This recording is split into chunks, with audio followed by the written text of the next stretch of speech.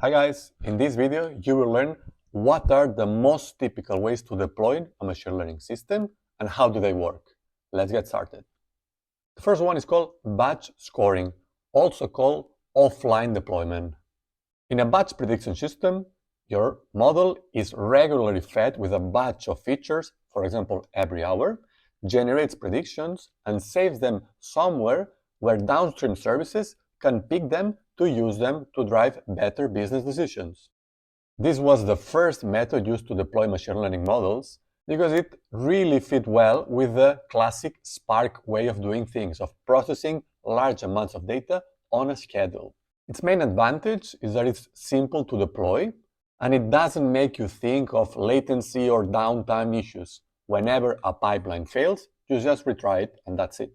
On the con side, it can be terribly inefficient. Why? Because most of the predictions will never be used. For example, if you work on an e-commerce website where only 5% of users are active every day, and you need a batch scoring system to predict who's going to come tomorrow, you need to generate it for the whole user base, which means 95% of the predictions will never be used. And the second problem is that batch scoring systems slowly react to changes in the data, which makes them unsuitable for applications where real time is important. For example, in recommender systems. Imagine a recommender system that generates prediction every hour.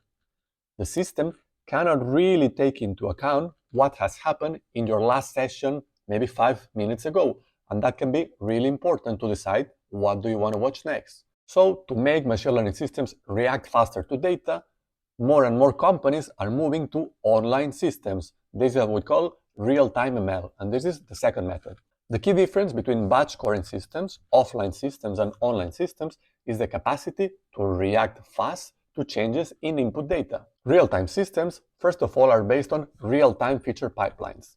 These are typically implemented using a message bus like Kafka and real-time compute engines, for example, Apache Spark, Apache Flink, ByteWax, or Quix. And the model is deployed as a REST API. Real-time ML unlocks a lot of possibilities for companies, but it also comes with a cost, mainly its learning curve.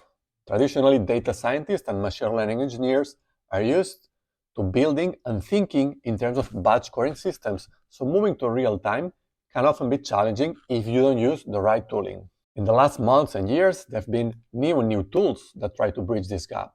For example, ByteWax, Quix, or Pathway. So my recommendation is that you first build your first batch scoring system. It's simpler to think about, the tooling is a little bit easier, so you get confidence. Once you have one batch scoring system running in production, then you can start building real-time ML systems. If you want to get more hands-on content on machine learning and machine learning operations, like my wife does, subscribe to this YouTube channel.